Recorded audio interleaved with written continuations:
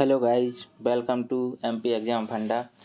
दोस्तों, हमारी जो टेस्ट सीरीज चल रही है, लगभग 200 क्वेश्चन हम आपको प्रोवाइड करवा चुके हैं। उसके आगे हम फिर से आपको लगभग 60 क्वेश्चन लेकर आए हैं, जो आपके अभी जो एग्ज़ाम आज से रेडियो कांस्टेबल का एग्ज़ाम स्टार्ट होने वाला है, तो यह क्वेश्चन आपको उस एग्ज़ाम में देखने को मिल सकते हैं। तो जिस भी स्टूडेंट का अभी रेडियो कांस्टेबल का एग्ज़ाम है, तो वह ये वीडियो ज़रूर देख के जाएं।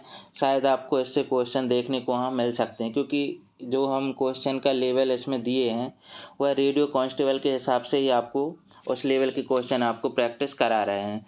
नेक्स्ट 3 वीडियो में आप देख चुके होंगे क्वेश्चन का लेवल किस टाइप का है, कितने इम्पोर्टेंट क्वेश्चन है। हर क्वेश्चन अपने आप में एक इम्पोर्टेंट है, और उसी सीरीज़ को हम आगे बढ़ाते हुए आज आपको फोर्थ टेस्ट सीरीज प्रोवाइड करवा रहे हैं।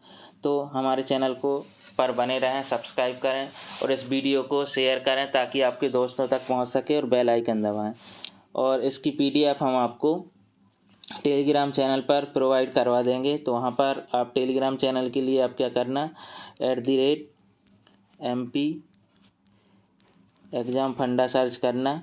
वहाँ आपको हमारे टेलीग्राम चैनल की लिंक मिल जाएगी, वहाँ आपको इसकी पीडीएफ प्रोवाइड करवा दी जाएगी। तो आप अच्छे से तैयारी तो कर रहे होंगे, और मैं आपको टेस्ट सीरीज लगवा रहा हूँ, तो उससे आपका और मतलब अच्छे से तैयारी हो जाएगी। तो हमारी टेस्ट सीरीज को देखते रहें।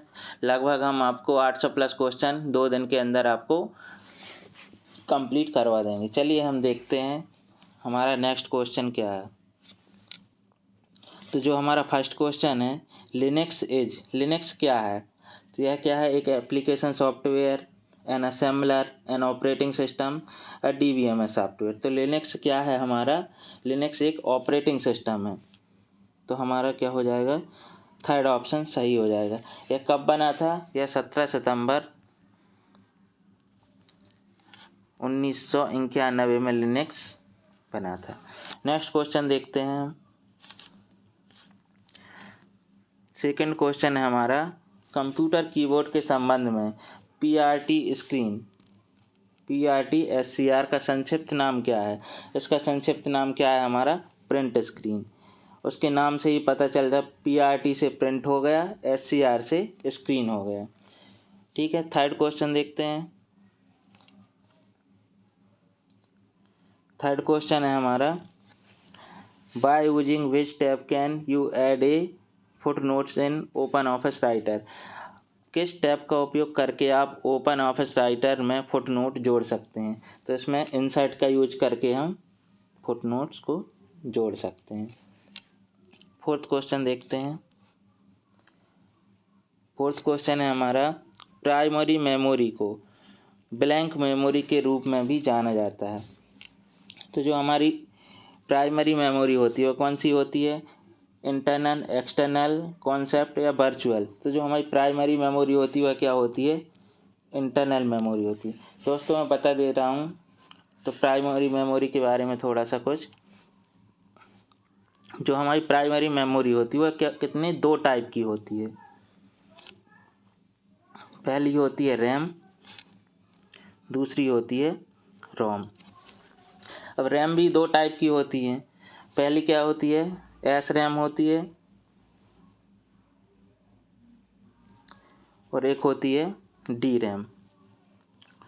दोस्तों यहाँ मैं मोबाइल से पढ़ा रहा हूँ तो थोड़ी लिखने में प्रॉब्लम हो रही है, तो आई होप आप समझ रहे होंगे। मैं बोलकर पूरा एक्सप्लेन करूँगा, अब लिखने पे मतलब राइटिंग पे मत जाना, ठीक है। तो रैम 2 टाइप की होती है, एक होती है एस रैम मतलब स्टैटिक रैम होती है, और एक होती है डायनेमिक रैम। और रोम कितने टाइप की होती हैं, रोम होती हैं रोम के टाइप देख लेते हैं कौन कौन से टाइप की होती है। पी रोम होती है, एक होती है ईपी रोम, और एक होती है डबल ई पी रोम। ठीक है, यह हमारे रैम और रोम के टाइप हैं। दोस्तों यहाँ क्वेश्चन कहीं से भी बन सकता है। अब देख लेते हैं सेकेंडरी रोम। प्राइमरी रोम अपनी कौन सी, प्राइमरी मेमोरी क्या हो गई अपनी, रैम और रोम हो गई। अब सेकेंडरी मेमोरी क्या कहलाती हैं, सेकेंडरी मेमोरी होती है हमारी लाइक हार्ड डिस्क। जो हार्ड डिस्क रहती है वह क्या रहती है हमारी सेकेंडरी मेमोरी। SSD हो गई, पेन ड्राइव हो गई, CD हो गई, DVD हो गई, ये सब हमारी क्या है सेकेंडरी मेमोरी कहलाती है। ठीक है, नेक्स्ट क्वेश्चन देखते हैं। और हाँ, जो हमारी वोलेटाइल मेमोरी नॉन वोलेटाइल के बारे में सुना होगा, तो वह जो रैम होती है वह वोलेटाइल मेमोरी होती है, अपनी टेम्परेरी मेमोरी कहलाती है। और नॉन वोलेटाइल मेमोरी में क्या आता है अपना हार्ड डिस्क आती है। नेक्स्ट क्वेश्चन देखते हैं। आई होप आप समझ गए होंगे। मैं ज़्यादा एक्सप्लेन इसलिए नहीं कर रहा हूँ क्योंकि हमको बहुत सारे क्वेश्चन लगाना है, तो हम मेमोरी को इतना फिर भी आपको बहुत बता दे रहा हूँ, क्योंकि अगर एक क्वेश्चन में हम 2-4 मिनट देंगे तो फिर हम ज़्यादा से ज़्यादा क्वेश्चन नहीं कर पाएंगे। ठीक है, हम क्वेश्चन नंबर 5 देखते हैं। क्वेश्चन नंबर 5 है हमारा, double layer Blu ray disc में कितना डेटा स्टोर किया जाता है। तो इसमें 50 GB तक डेटा स्टोर किया जाता है। यह किस लिए होता है, जो डुअल लेयर हमारी ब्लू रे डिस्क होती है उसमें क्या करते हैं 50 GB इसलिए स्टोरेज होता है, उसमें HD video and audio file को हम स्टोर करते हैं। उसके लिए HD वीडियो रहती हैं बहुत सारी, उसको मेमोरी लगती है, इसलिए उसमें dual layer Blu ray disc का यूज किया जाता है। क्वेश्चन नंबर 6 देखते हैं।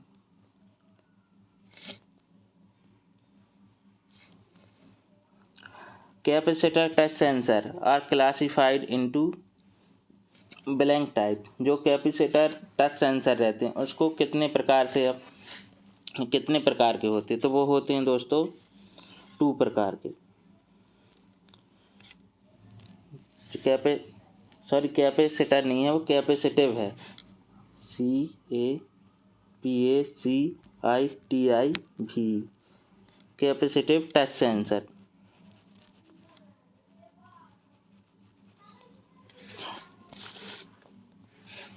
ठीक है, यह कितने 2 टाइप के होते हैं। पहला क्या होता है सरफेस कैपेसिटिव सेंसिंग, और दूसरा होता है अपना प्रोजेक्ट कैपेसिटिव सेंसिंग। इसको कैपेसिटिव टच सेंसर को अपन एक नाम से और जानते हैं, जो क्या कहलाता है टैक्टाइल सेंसर। ठीक है, इसको दूसरे नाम से जाना जाता है कैपेसिटिव टच सेंसर को आल्सो कॉल्ड टैक्टाइल सेंसर। इसमें क्या होता है, जो अपना टच सेंसर होता है इसके अंदर क्या इलेक्ट्रिकल फ्लो होती है, जब अपन टच करते हैं, ये अपना पूरा टच सेंसर है, इसके अंदर क्या है ये अपनी इलेक्ट्रिकल फ्लो हो रही है, जो इधर से इलेक्ट्रिकल फ्लो हुई है यहाँ से रिलीज हो गई।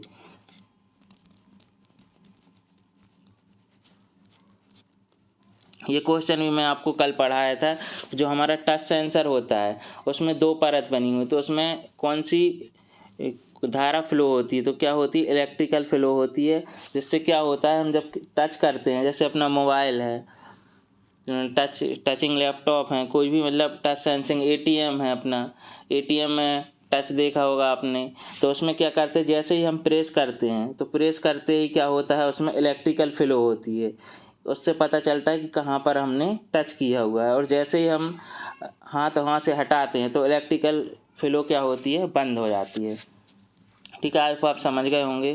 क्वेश्चन नंबर 7 देखते हैं।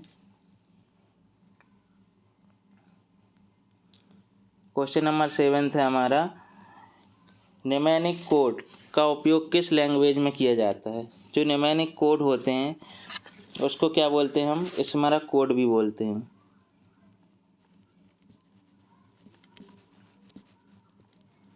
किस लैंग्वेज के लिए किया जाता है, उसमें कौन कौन से ऑप्शन दिए, machine language, assembly language, binary language और हाई लेवल लैंग्वेज। तो इसका सही आंसर है हमारा असेंबली लैंग्वेज। जो निम्नलिखित कोड होते हैं उसको असेंबली लैंग्वेज में यूज किया जाता है। इसका जो निम्नलिखित कोड है यूज क्या है, जो असेंबली लैंग्वेज में प्रोग्राम लिखने के काम आता है। असेंबली लैंग्वेज कहलाती क्या है, यह एक लो लेवल लैंग्वेज है और असेंबलर क्या करता है असेंबली लैंग्वेज को मशीन लैंग्वेज में कन्वर्ट कर दे। जो हमारा सिस्टम है या कंप्यूटर है वह सिर्फ एक ही भाषा जानता है, कौन सा, मशीन लैंग्वेज, 0 और 1 के फॉर्म में।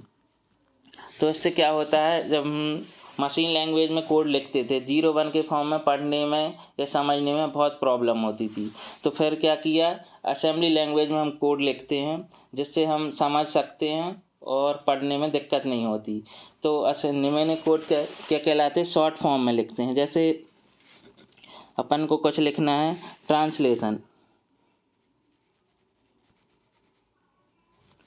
ट्रांसलेशन का जैसे वहाँ क्या लिख दिया अपन ने, TRAN लिख दिया, जंप का JMP लिख दिया। ये कहलाते हैं हमारे न्यूमेरिक कोड कहलाते हैं। आई होप आपको न्यूमेरिक कोड समझ में आ गया होगा। अब हम नेक्स्ट क्वेश्चन देखते हैं। क्वेश्चन नंबर 8 है हमारा, who is known as the father of computer. जो कंप्यूटर के जनक कौन है, कंप्यूटर के जनक लगभग तो ये सभी को पता होगा, चार्ल्स बेबेज। सेकंड ऑप्शन हमारा सही हो जाए। इन्होंने कब आविष्कार किया था कंप्यूटर का, 1822 में। आई होप आपको हमारी वीडियो समझ में आ रही होगी।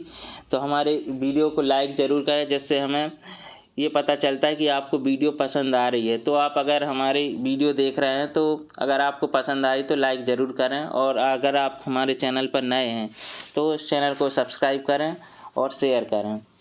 नेक्स्ट क्वेश्चन देखते हैं, क्वेश्चन नंबर 9। क्वेश्चन नंबर 9 है हमारा, पाइथन में मशीन लर्निंग के लिए ब्लैंक उपयोगी और समृद्ध लाइब्रेरी है। जो पाइथन रहती है हमारी, उसमें क्या है, हाई लेवल प्रोग्रामिंग लैंग्वेज होती है। तो इस लाइब्रेरी क्या है, उसमें स्किलेट लर्न क्या है, समृद्ध लाइब्रेरी है। और पाइथन क्या है, यह एक हाई लेवल प्रोग्रामिंग लैंग्वेज है। इससे क्या, हाई लेवल मतलब प्रोग्रामिंग करने के लिए यह हाई लेवल प्रोग्रामिंग है। तो हाई लेवल लैंग्वेज के बारे में आपको इसकी पहली वीडियो में बता ही दिया था। नेक्स्ट क्वेश्चन देखते हैं, क्वेश्चन नंबर 10। निम्नलिखित में से कौन सा हार्डवेयर कंप्यूटर सिस्टम का आंतरिक घटक है। तो जो हार्डवेयर लगे होते हैं हमारे कंप्यूटर में, उसमें कीबोर्ड क्या रहता है, इनबिल्ट रहता है। तो कीबोर्ड क्या है, आंतरिक घटक कहलाएगा। सॉरी कीबोर्ड नहीं, कीबोर्ड, मदरबोर्ड, DVD और मॉनिटर। तो इसमें हमारा मदरबोर्ड क्या है, आंतरिक घटक है।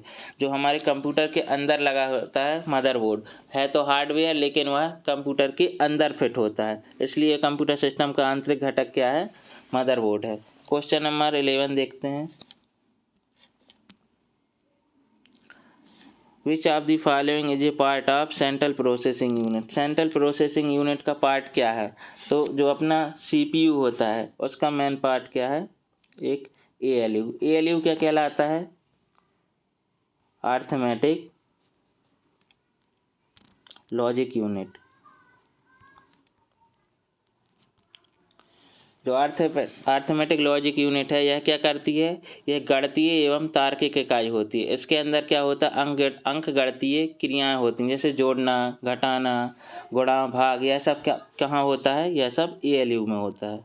नेक्स्ट क्वेश्चन देखते हैं, क्वेश्चन नंबर 12 क्या कहता है हमारा, AGP कार्ड की क्लॉक गति ब्लैंक मेगाहर्ट्ज होती है, ये कितनी होती है, 66 होती है।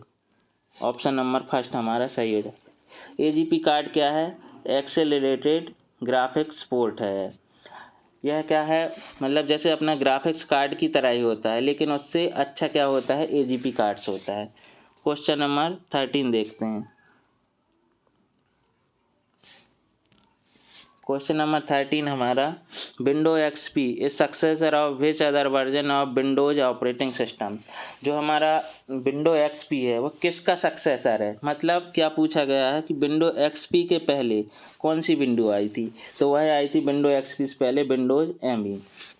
इसके लिए आपको सभी विंडोज़ का पता रहना चाहिए कि कौन सी विंडो कब आई थी। जैसे विंडोज 95 यह आई थी 24 अगस्त 95, इसके लास्ट में 95 जुड़ा हुआ है। फिर उसके बाद आई थी विंडो 98, यह आई थी 25 जून 1998 में।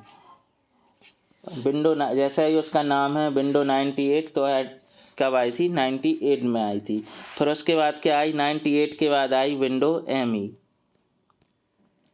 यह आई थी 2000 में। इसी का वर्जन क्या है? विंडो 2000 भी इसी को बोलते हैं, दोनों सेम ही हैं, विंडो ME और विंडो 2000। फिर इसके बाद ME के जस्ट बाद क्या आई थी? अपनी विंडो XP। और यही आपसे पूछा गया है कि XP किसका सक्सेसर है, मतलब ME का सक्सेसर है। ME के जस्ट बाद अपनी कौन सी आई है? विंडो XP आई है। तो XP कब आई थी? अपनी 2004 में आई थी। फिर XP के बाद आई विस्टा। विस्टा कब आई है? 2006 में आई है। फिर उसके बाद विस्टा के बाद विंडो 7 आया है। 7 कब आया? जैसे उसका नाम है विंडो 7, यह 2007 में आई है। फिर उसके बाद विंडो 8 आई है, इसको आने में थोड़ा टाइम लग गया, यह आई है 2012 में। और विंडो 8 के बाद अभी करंट में क्या चल रही है? विंडो 10। तो विंडो 10 कब मार्केट में आई है? अपनी 2015 में। इस तरह यह विंडो के वर्जन है, कब कौन से आए हैं तो ये याद करके जाए, क्योंकि अभी तो विंडो XP का सक्सेसर किसका सक्सेसर है ये पूछा है। कोई भी पूछ सकता है कि विंडो 8 के बाद कौन सी विंडो आई है, विंडो 7 के बाद कौन सी आई है, कब आई है, ईयर भी पूछ सकता है, इसलिए आप ये याद रखें। क्वेश्चन नंबर 14 देखते हैं। क्वेश्चन नंबर 14 है हमारा, what is the process that spend more time on paging than on executing called. तो यह क्या है? थ्रेसिंग। थ्रेसिंग इसका राइट आंसर हो। यदि एग्जीक्यूटिंग की तुलना में पेजिंग में अधिक समय लगता है तो यह प्रक्रिया क्या कहलाती है? यह कहलाती है अपनी थ्रेसिंग। थ्रेसिंग के बारे में जान लेते थोड़ा। थ्रेसिंग कहलाता क्या है? थ्रेसिंग एक ऐसी कंडीशन होती है जिसमें मतलब कंप्यूटर सिस्टम अपने समय का बहुत बड़ा हिस्सा पेजिंग और स्वैपिंग के कार्य में लगाता है, जिसके कारण जो अपन को ज़रूरी ऑपरेशन करने होते हैं बहुत ही कम कर पाता है, क्योंकि उसने अपना मैक्सिमम टाइम कहाँ लगा दिया? पेजिंग और स्वैपिंग करने में। तो यह प्रक्रिया क्या कहलाती है? थ्रेसिंग कहलाती है। तो अब पेजिंग क्या कहलाता है? पेजिंग ऑपरेटिंग सिस्टम में एक क्या करता है? मेमोरी मैनेजमेंट का काम करता है, जिसमें क्या है? मेमोरी को फिक्स साइज के पेजों में बांट दिया जाता है। तो पेजिंग में उस डेटा का प्रयोग किया जाता है जो मेन मेमोरी में नहीं होता, लेकिन वह डेटा कहाँ रहता है? अपना पेज वर्चुअल मेमोरी में क्या पेजेज के रूप में होता है, जिससे क्या स्पीड अपन को बहुत तेज़ मिलती है। यह क्या कहलाती है? पेजिंग कहलाती है। और जो प्रक्रिया क्या है? एग्जीक्यूटिंग की तुलना में पेजिंग में अधिक समय लगता है तो वह क्या कहलाती है? थ्रेसिंग कहलाती है। आई होप आपको थ्रेसिंग और पेजिंग समझ में आ गया होगा। नेक्स्ट क्वेश्चन देखते हैं। नेक्स्ट क्वेश्चन है हमारा क्वेश्चन नंबर 15। फायरवायर किसके द्वारा तैयार किया गया एक इंटरफेस स्टैंडर्ड है? तो यह एप्पल ने तैयार किया था। फायरवायर किसने? एप्पल ने तैयार किया था। क्वेश्चन नंबर 16 देखते हैं। ब्लैंक एक उपकरण है जो कंप्यूटर को टेलीफोन या केबल लाइनों पर डेटा संचारित करने में सक्षम बनाता है। क्या है? मॉडेम। मॉडेम का नाम तो आपने सुना होगा।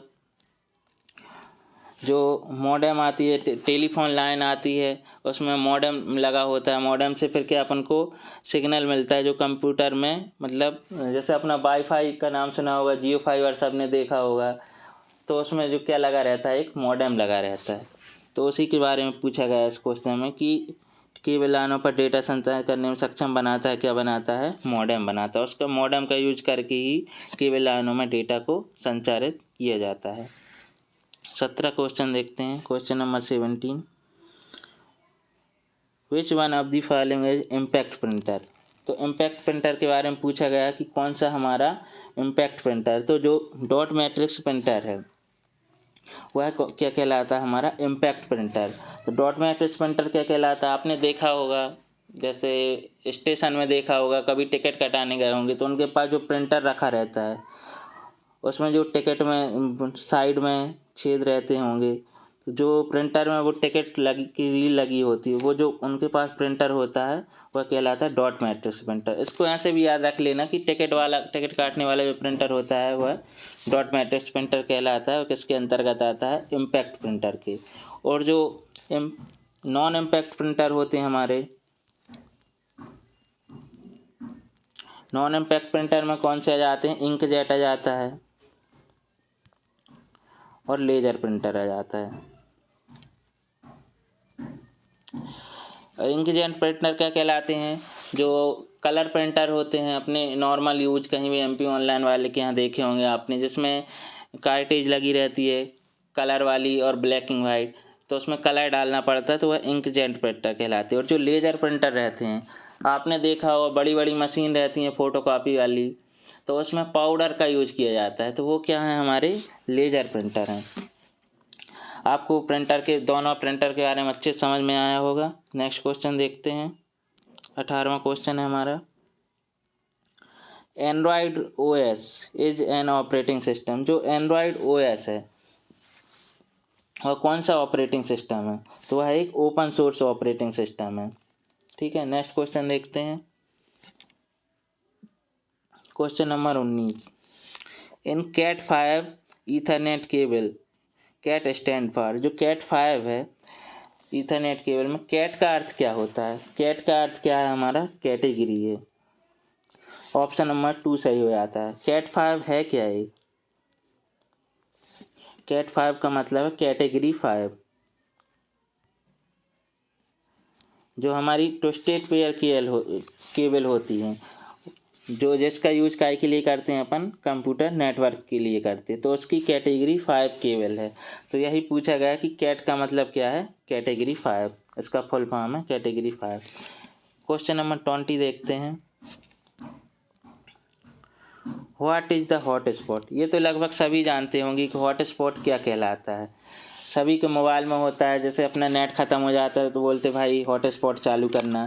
तो ये हॉट स्पॉट होता क्या है, तो यह होता है एक्सेस पॉइंट इंस्टॉल करने वाला। फर्स्ट ऑप्शन हमारा सही हो जाता है। इसका मतलब क्या है, फिजिकल लोकेशन। हियर मतलब people can access the internet, वह मतलब कौन सी लोकेशन है जहाँ से हम इंटरनेट को एक्सेस कर सकते हैं, तो वो क्या कहलाता है, हॉट स्पॉट। ठीक है, नेक्स्ट क्वेश्चन देखते हैं 21। इफ़ रैम गेट्स फॉल्टी, अगर रैम में दोषपूर्ण हो जाए तो क्या हो सकता है। अगर रैम दोषपूर्ण हो जाए तो क्या हो सकता है, कंप्यूटर काम करते समय तुरंत बंद हो सकता है या स्टार्टअप पर चालू नहीं हो सकता। ये ऑप्शन हमारा सही हो जाता है। अगर रैम में त्रुटि आ जाए तो हमारा सिस्टम ही चालू नहीं होगा या फिर चलते चलते बंद हो जाएगा। क्वेश्चन नंबर 22 है हमारा, ब्लैंक का अर्थ है मॉड्यूलेटर और डेमॉड्यूलेटर, तो इसका क्या है, मॉडेम। मॉडेम का मतलब क्या होता है, मॉड्यूलेटर डेमॉड्यूलेटर। ठीक है, नेक्स्ट क्वेश्चन देखते हैं। क्वेश्चन नंबर 23, किसी अन्य के खाते का प्रयोग कर अथवा किसी अन्य विधि से फाइल या वेब सर्वर तक पहुंच प्राप्त करने को ब्लैंक कहा जाता है। उसको क्या कहा जाता है, अनऑथराइज्ड एक्सेस। ठीक है, मतलब ज़बरदस्ती पहुंचना कहीं भी, किसी भी फाइल सर्वर पर या अपना किसी भी विधि से खाते का प्रयोग कर लिया तो उसको अनऑथराइज्ड एक्सेस बोलते हैं। क्वेश्चन नंबर 24 देखते हैं। लॉगिन नाम और पासवर्ड का सत्यापन ब्लैंक के रूप में जाना जाता है, तो वह क्या कहलाता है, हमारा ऑथेंटिकेशन। क्वेश्चन ऑप्शन नंबर 4 हमारा सही हो जाता है।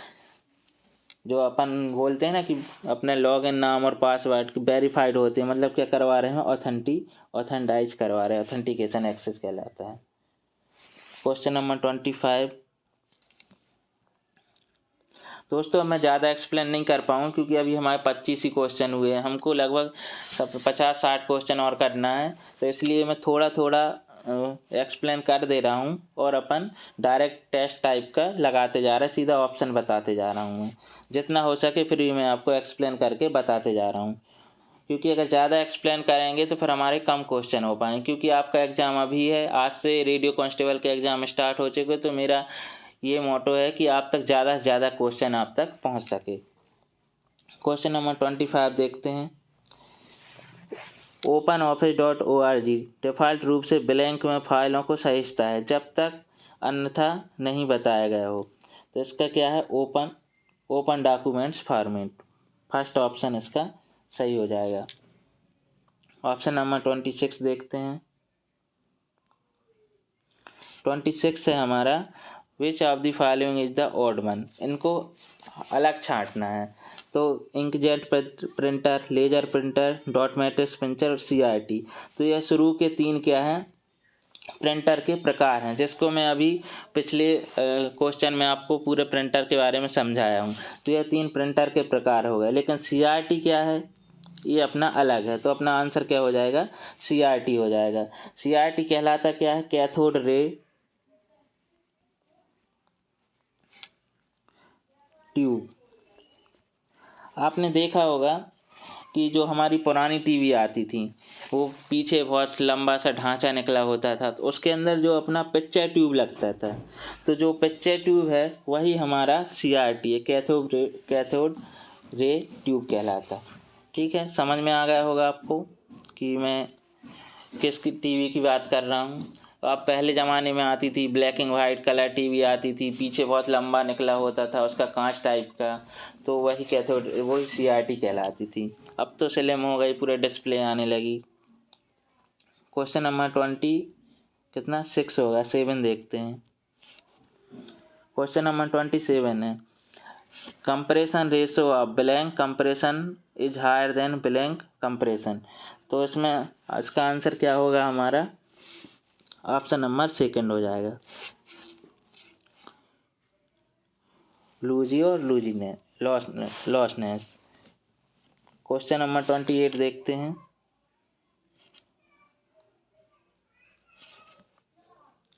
Which of the following printers is widely used in aerospace, archaeology and biotechnology fields for the purpose of rapid prototyping? तो जो हमारे तीव्र प्रोटोटाइपिंग के लिए एरोस्पेस, पुरातत्व शास्त्र और जैव प्रौद्योगिकी के क्षेत्र में कौन सा प्रिंटर व्यापक रूप से उपयोग करता है? तो इसमें हमारा कौन सा प्रिंटर यूज होता है, 3D प्रिंटर यूज होता है। तो ऑप्शन नंबर 4 हमारा सही हो जाएगा। नेक्स्ट क्वेश्चन देखते हैं 29। विच of the following best describe window XP। तो जो विंडो XP है वह क्या है, हमारा मल्टीटास्किंग ऑपरेटिंग सिस्टम है। यह एक साथ बहुत सारे टास्क परफॉर्म कर सकता है। और क्या है फिर उसके बाद रियल टाइम ऑपरेटिंग सिस्टम के बारे में बता देता हूँ थोड़ा। रियल टाइम ऑपरेटिंग सिस्टम क्या है, जो तुरंत अपडेट देते हैं।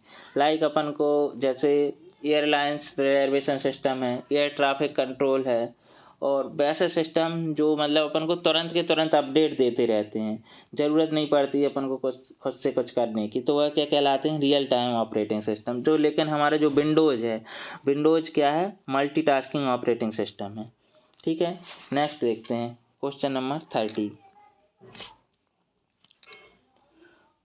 क्वेश्चन नंबर 30 है हमारा, blank is a utility that allows a computer user at one side to make a connection, log in and then conduct work on a computer another side.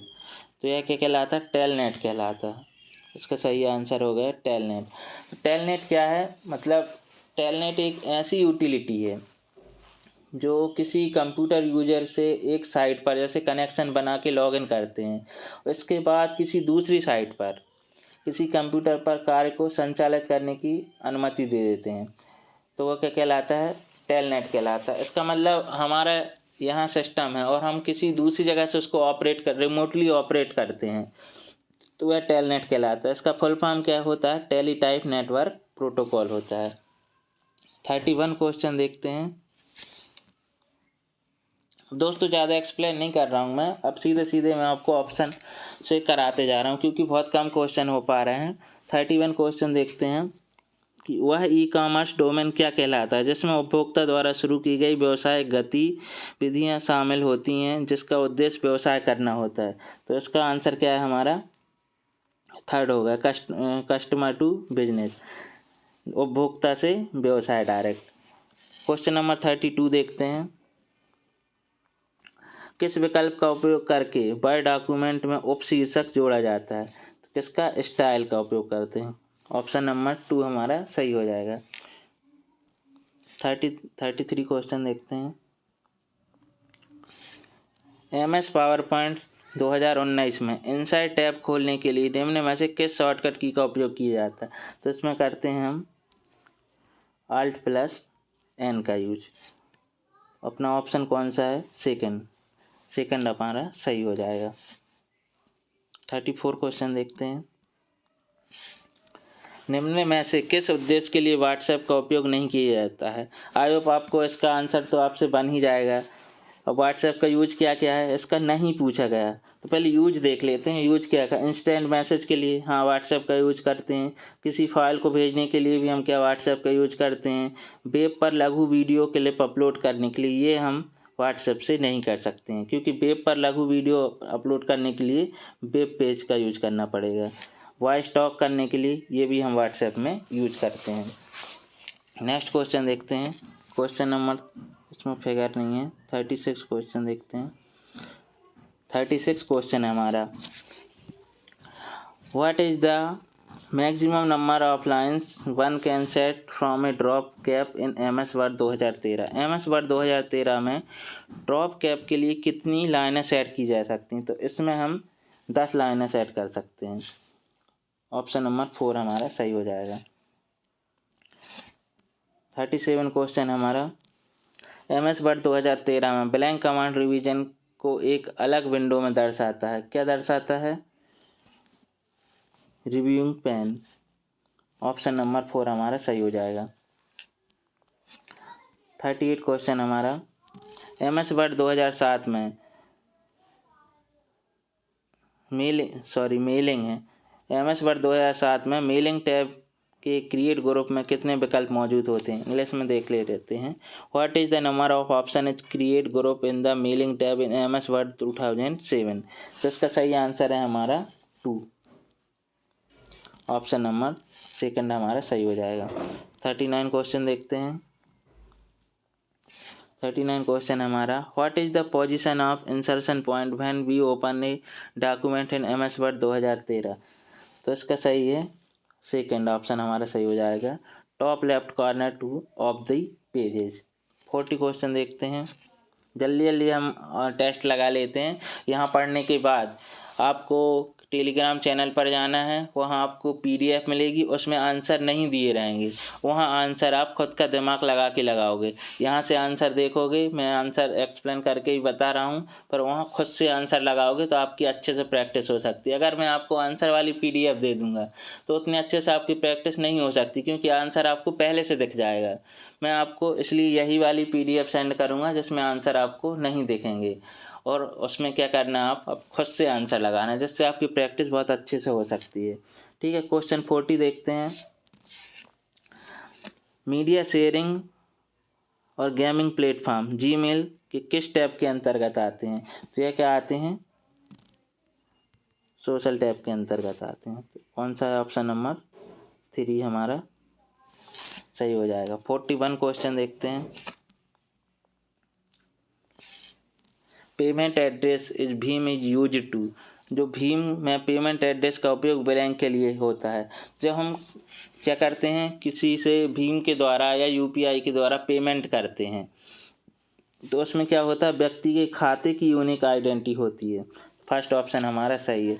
जब खाते की यूनिक आइडेंटिटी पता होगी तब तो उसके अपन अकाउंट में पैसे डालेंगे। ठीक है, नेक्स्ट क्वेश्चन देखते हैं 42। Blank chart is mostly useful in the scientific and engineering areas in MS Excel। तो इसमें क्या है, MS एक्सेल में वैज्ञानिक एवं इंजीनियरिंग विषयों के कार्यों के लिए अधिकांशतः कौन सा चार्ट उपयोगी है, इसका है स्कैटर।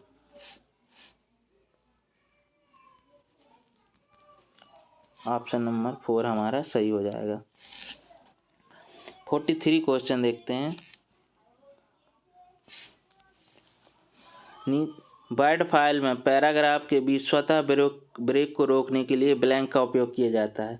इसमें किसका, थर्ड ऑप्शन हमारा सही हो जाता है, keep with next. Next question देखते हैं। 44 क्वेश्चन है हमारा। MS वर्ड 2016 में ब्लैंक भी सामान्य टेक्स्ट शॉर्टकट को उनके प्रॉपर कैरेक्टर में परिवर्तित करता है। क्या परिवर्तित करता है, ऑटो करेक्ट। जो अपन ऑटो करेक्ट करते हैं तो उसमें क्या अपने आप कैरेक्टर शॉर्टकट को उनके प्रॉपर, शॉर्टकट में भी अगर लिखा है तो प्रॉपर जो उसका फुल फॉर्म है उसमें परिवर्तित हो जाता है ऑटो करेक्ट में। और ऑटो कैपिटलाइजेशन में क्या होता है, फर्स्ट लेटर जैसे पूर्ण विराम लगाया कहीं, उसके बाद फर्स्ट लेटर अपने आप कैपिटल हो जाता है, ऑटो कैपिटलाइजेशन करते। लेकिन ऑटो करेक्ट में क्या है, वह अपने आप सही हो जाता है। जो भी वर्ड जैसे शॉर्टकट में भी लिख दिए अपन तो वह फुल में लिख जाएगा, सही हो जाएगा। 45 देखते हैं। MS वर्ड 2016 में कॉलम फॉर्मेटिंग को हटाते समय हम इंसर्शन पॉइंट को कॉलम ब्लैंक रख सकते हैं। इसका सही आंसर है हमारा 1, कहीं भी रख सकते हैं। ठीक है। 46 क्वेश्चन देखते हैं। MS वर्ड 2013 में टेबल बनाने या क्रिएट करने के कितने तरीके हैं, इसके 7 तरीके हैं। ऑप्शन नंबर 4 हमारा सही हो जाएगा। 47 क्वेश्चन देखते हैं। MS एक्सेल 2007 में केंद्रीय टेबल की ब्लैंक व विभिन्न, इंग्लिश में पढ़ते हैं इसको, हिंदी में थोड़ा मिसस्पेल सा दिख रहा है।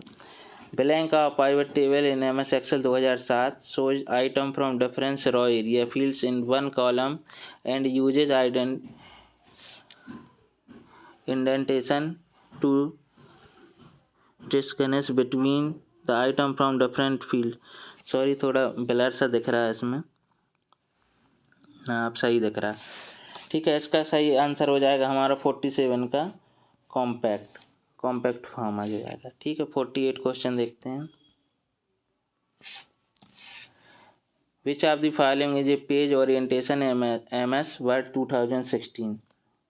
तो इसका सही आंसर हो जाएगा हमारा लैंडस्केप। लैंडस्केप क्या है, MS वर्ड 2016 का एक पेज ओरिएंटेशन है। 49 क्वेश्चन देखते हैं। 49 क्वेश्चन है हमारा। MS वर्ड 2007 के पेज सेटअप डायलॉग बॉक्स में मार्जिन टैब को कंट्रोल के ब्लैंक समूह में बांटा गया। इसको 4 समूह में बांटा गया। ऑप्शन नंबर 4 हमारा सही हो जाएगा। 50वां क्वेश्चन देखते हैं। MS वर्ड 2007 में किसी चाइनीज शब्द की क्या है, थेसारस जांच के लिए किस शॉर्टकट का प्रयोग है, मिसस्पेल्ड है इसमें हिंदी में थोड़ा। तो इसमें क्या है, शिफ्ट प्लस F7 का यूज करते हैं। ऑप्शन नंबर हमारा फर्स्ट सही हो जाएगा।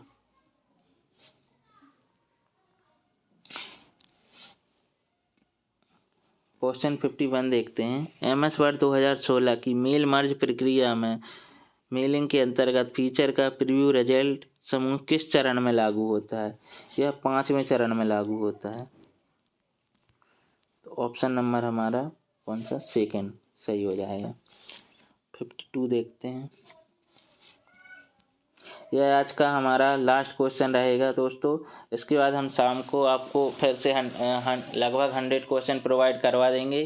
तो उसके लिए क्या करना होगा आपको, अगर हमारे चैनल पर नए हैं तो चैनल को सब्सक्राइब करें और बेल आइकन दबाएं, जिससे हम जैसे ही नेक्स्ट वीडियो अपलोड करेंगे वह आप तक पहुंच जाएगी। और अपने दोस्तों को, जिसका भी रेडियो कांस्टेबल का भी कल आज से पेपर स्टार्ट है, तो यह वीडियो देखकर ज़रूर जाएं, जिसका कल पेपर है। आपको एग्ज़ाम में ऐसे क्वेश्चन देखने को मिल सकते हैं, इसलिए हमारी वीडियो को ज़्यादा से ज़्यादा शेयर करें। और 800 प्लस की PDF के लिए आपको बताया गया था, जैसे इसी टाइप के क्वेश्चन आपको 800 प्लस और उसमें थ्योरी भी रहेगी। तो हमारे टेलीग्राम चैनल पर जाएं, @MP एग्जाम फंडा सर्च करें, वहां पर आपको PDF मिल जाएगी, वह पेड रहेगी। 79 रुपये आपको पेड करना होगा और इसकी PDF इस सेशन के तुरंत बाद हम आपको टेलीग्राम में प्रोवाइड करवा देंगे। चलिए आज का लास्ट क्वेश्चन देखते हैं हमारा। इनकोडिंग में प्रयुक्त इंटरनेट की स्ट्रीमिंग में गुणवत्ता ब्लैंक पर निर्भर करती है। जो हमारी गुणवत्ता रहती है, मतलब वीडियो की, मतलब किस पर निर्भर करती है? बिट रेट पर करती है। देखा होगा, जैसे आप YouTube में वीडियो देख रहे हो तो वह स्पीड मतलब किस बिट पर चल रही है, जैसे 300 kbps, उसकी क्या KB पर सेकंड में, उसको बिट रेट को पर सेकंड में मापते हैं कि 300 kbps या 500 kbps पे चल रही है या फिर 1 Mbps। तो जो उसकी बिट रेट है उसको हम पर सेकंड में नापते हैं, उसको क्या कहते हैं? बिट रेट कहते हैं। और एक चीज़ और देखी होगी आपने, वीडियो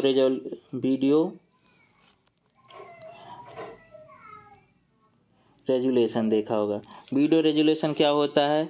जैसे किसने, मतलब आपका रेजुलेशन जैसे 240 पिक्सल पे देख रहे हो, 360p पर देख रहे हो, 720 पिक्सल पर देख रहे हो, ये कहलाता है HD में आ जाता है। 1080 कहलाता है क्या? फुल HD में आ जाता है। इस टाइप की ये कहलाते हैं वीडियो रेजोल्यूशन।